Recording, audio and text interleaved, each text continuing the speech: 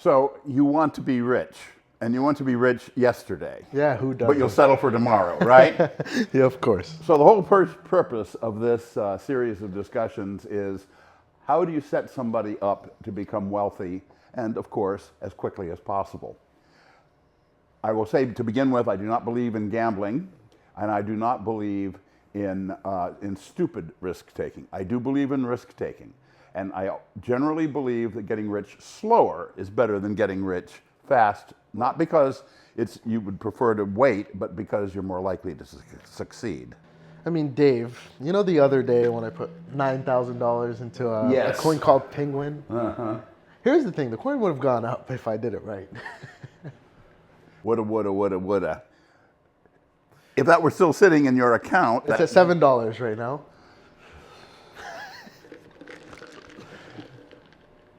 I think what you need to do is learn a little bit of discipline. So let's start with that. You don't have to dedicate your entire life to making money. There are people who do that. Much of the time they're kind of sad because they don't have friends and family and things like that. I'm not advocating that. But to be successful in making money, you have to concentrate on what you are doing. And it can't be very brief concentrations. It's protracted long term. I made the joke about we need less ADHD and more OCD. Yeah. And that's true.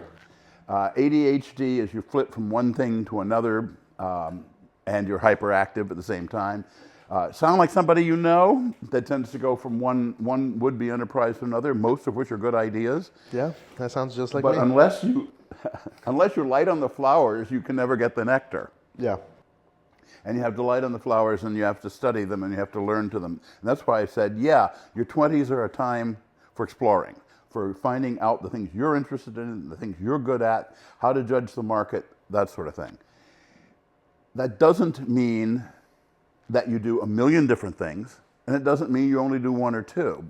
You should be exploring, but you should get a thorough knowledge of each one of those things, because that's important. If you don't, you won't be learning any lessons that you can carry with you later on. Yeah. Now, doing foolish things without knowing what the return is likely to be is not something I do. Oh, I do occasionally. I go to Vegas and find the penny slots, and I'll spend $1. In my priceless money, I'll spend $1. But gambling is not the same thing as business. I know that with meme coins and with a lot of the high-tech stuff, it is gambling. Yeah. And it's sometimes placing some pretty wild bets. The way to get wealthy is very straightforward. You need a good idea. You need a good team, you need to finance that team, and you need to concentrate on that business. Perfect. So I'm done trying to get rich quick because here's the thing. I've lost over $100,000 in the last 4 months, Dave. I don't know if I mentioned this or not. No. Yeah, so in the last 4 months, I've lost about $100,000 from stupid things. I mean, it'll add up. The watch, the stocks, the crypto here, the crypto there. The car. Let me put that in context. Assuming that all you made was stock market returns, and you're perfectly capable of making returns vastly beyond those, but assuming you only made stock market returns and plan to retire at the age of 60, so 40 years from now, that money would be worth nearly $1 million because of the gains the stock market shows year after year. That's what you're throwing away, not $100,000. And that's what I'm here to teach you not to do. Yeah. So remember that the first statement in the Hippocratic Oath is first do no harm. The way you should treat your portfolio is first do no harm. Don't go out on too many limbs. But that doesn't mean don't go out on any limbs. You do. I generally set aside about 10% of my investable net worth for wild ass schemes or things that, have a slight chance of doing something, but if it does, it'll be a very big return. But like when I'm on the gambling floor, I don't go back into my pocket if I lose that. It's gone, and I'm not doing any more. So I can say, I have no money for doing X and have millions of dollars in the bank because that millions of dollars is not for that purpose. Yeah, and you know it's hard because for me, I had a $3,000 budget for meme coins, and I went through that and I said, this one's the one. So I put another 9 in, and yeah, well, we're gonna stop there. But we're gonna talk about what I can do moving forward because I've made enough mistakes to where now I have Dave, and you guys have Dave, and you guys have me. So I'm the 21-year-old stupid idiot who does stupid things with his money, and Dave is the wise man that is going to guide me to not do stupid things with my money. I will say that from the time that I started my own company, I was doing entrepreneurship before, between the time that I started my own company and the time that I had my first million was 9 years. So that's pretty good. It's not overnight, but it's pretty good. So you could still have your first million before you're 30. Yeah.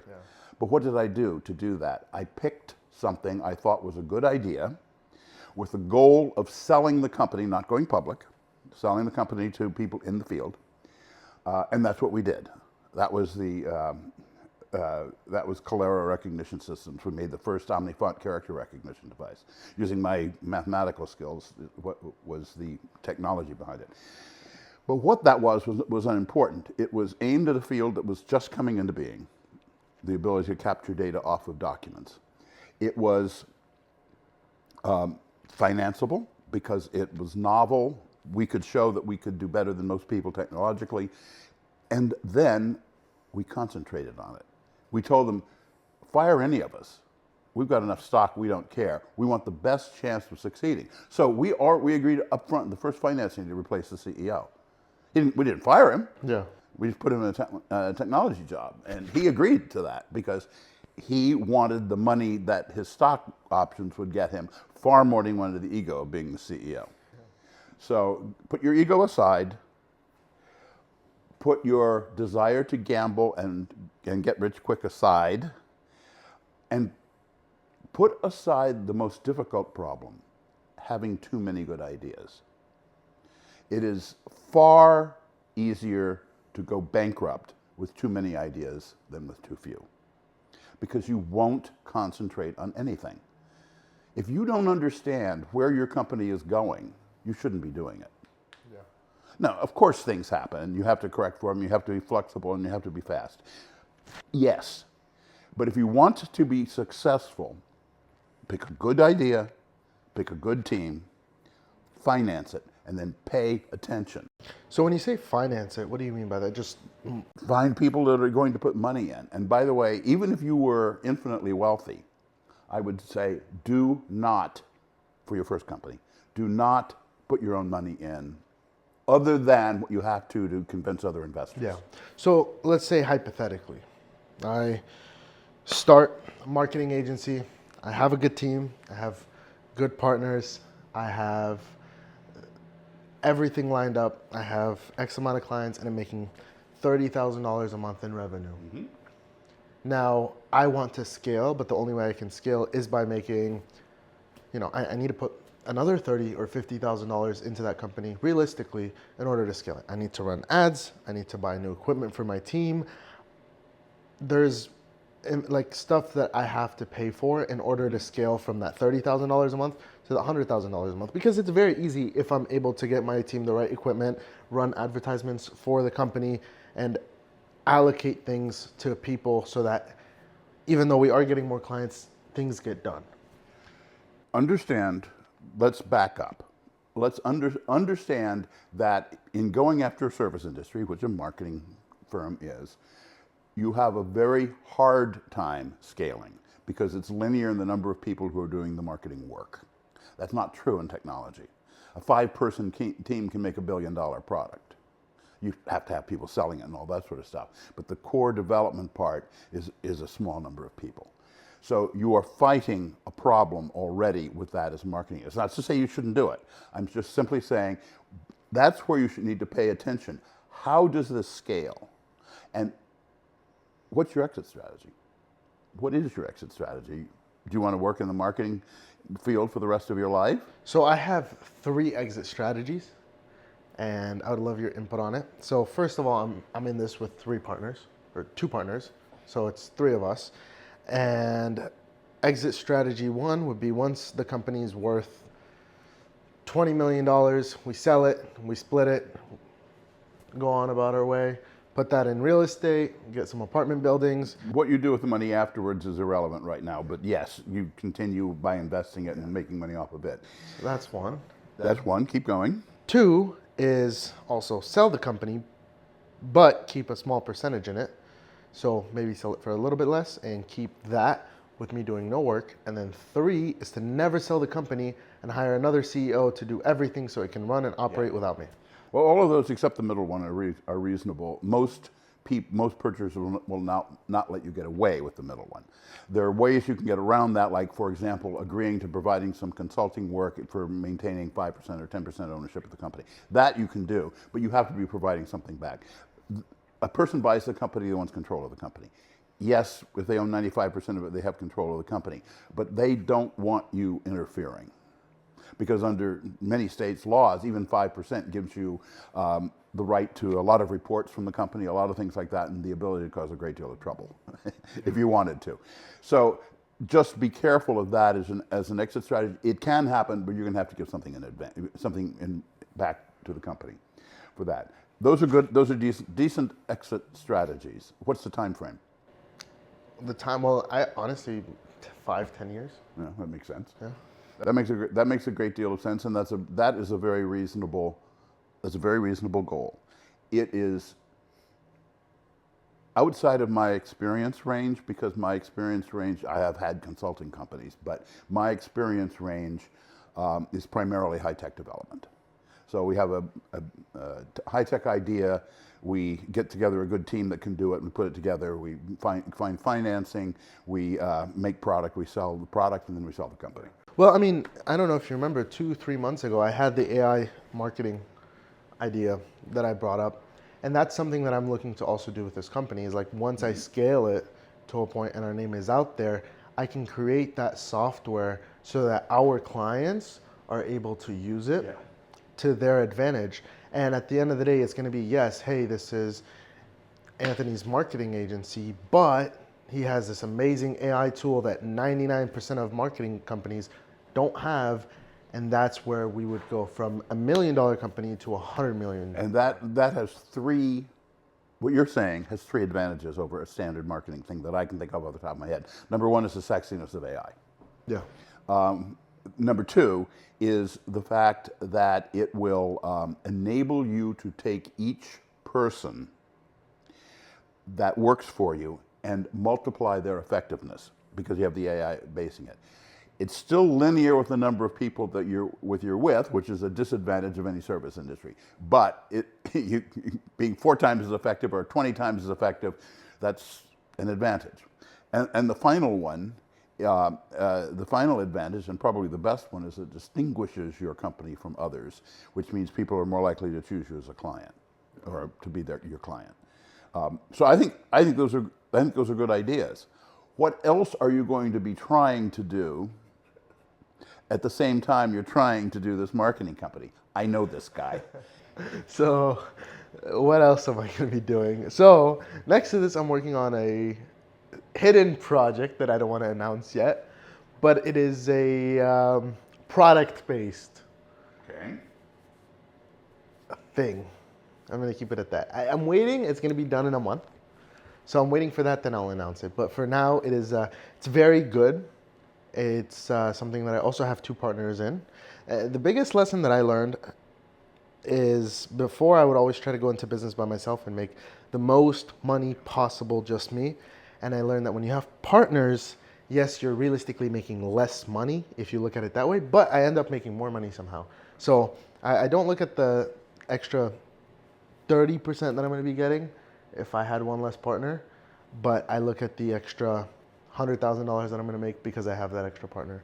So what you do is you hire people. It's not the joke is you hire people to do what you don't want to do. Yeah. Unfortunately, that's not a joke. That's actually true. But at least that's what I do. But the most important thing is to leverage your primary skill.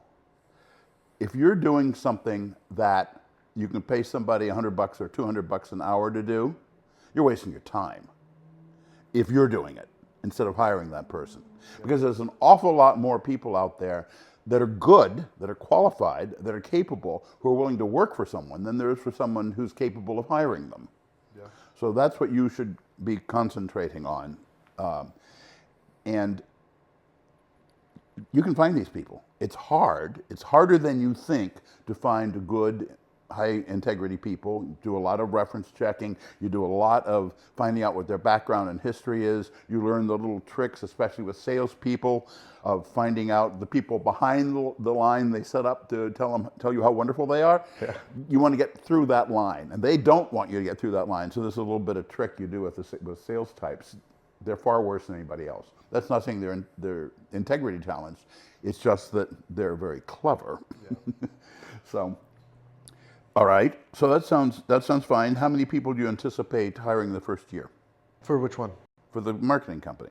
Oh, so we're already at 7. We're planning to do 20 people by okay. What are 20 to 30. And what are give me a breakdown. What are they doing? Day to day, what are they doing? So first of all, we're going to focus on, I'm going to go from the beginning to the end.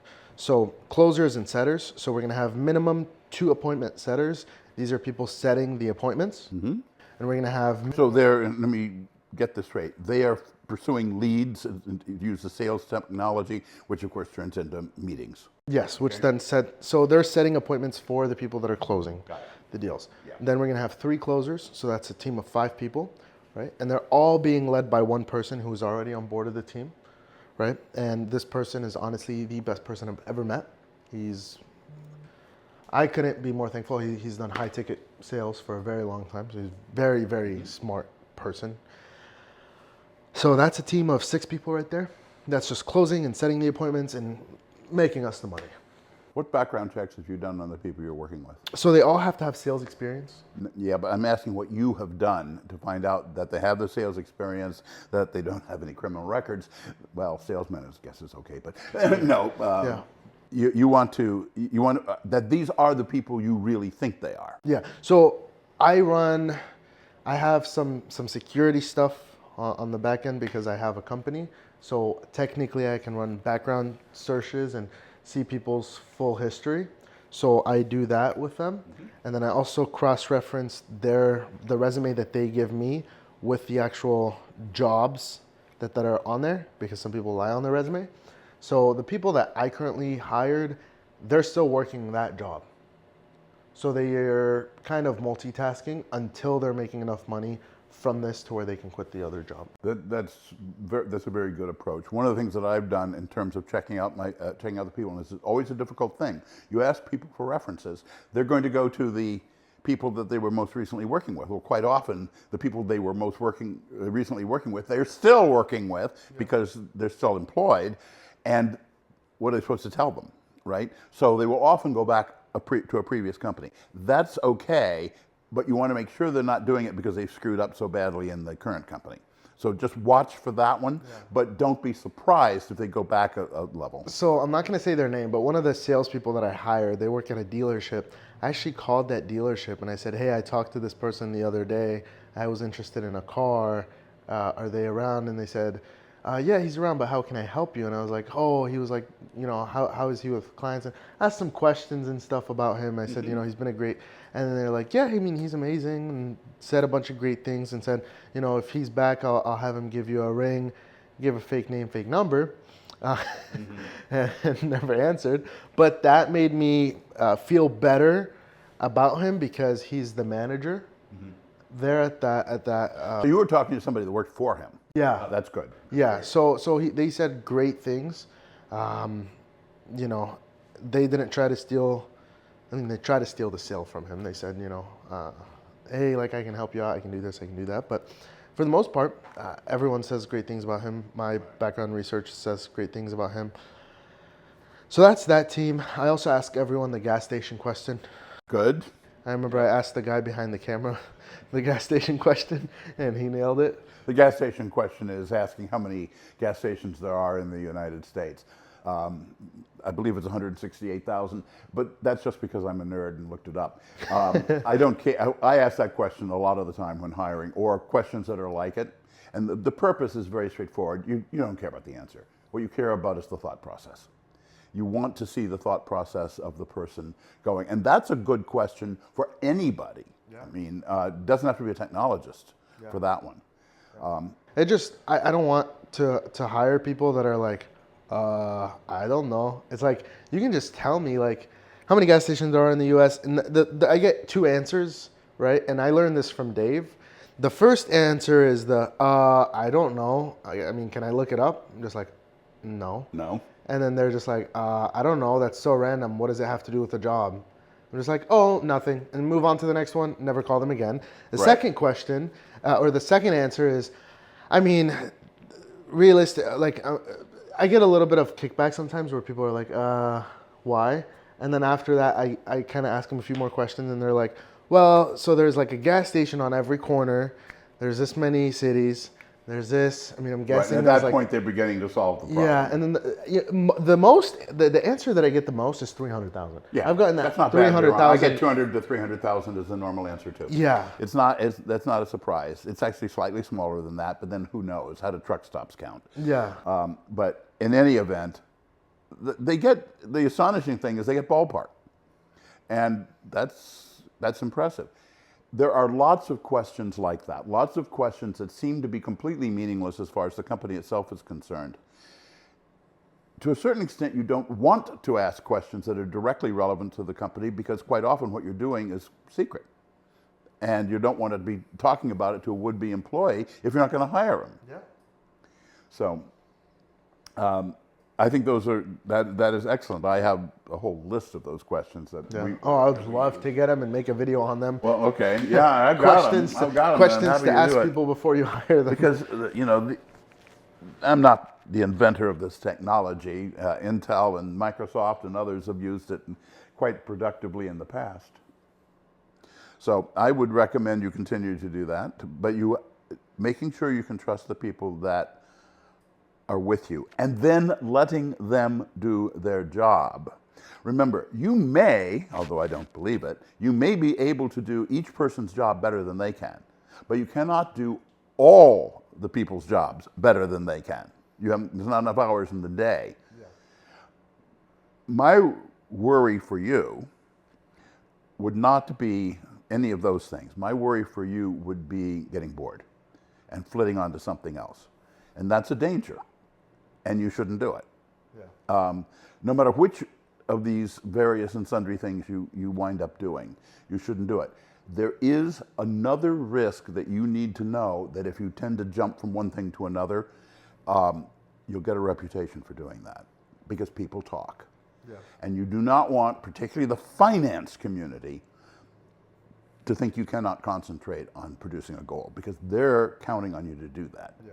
And that was my biggest thing, is like, I've jumped a lot of boats, but the two that I've stuck with for 2 years is e-commerce and the marketing agency. That's like the two things that I did not stray away from for, actually, 4 years, realistically. I haven't had a successful company until 2 years ago, and they both became successful, e-commerce and my marketing agency, around the same time, because when you have more money, you can put more money into e-commerce, more money here, and you can it's easier to be more successful in a way. But yeah, like that's what I've stuck with for 2 years. That's what I've gotten good at in the last 2 years, and that's what I've been passionate about and loved, and that's why I'm wanting to grow both. And yes, I'm doing them at the same time, but I know I can do it, and I think at your point in life, that's just fine. Later on, you'll have to concentrate on one. Yeah.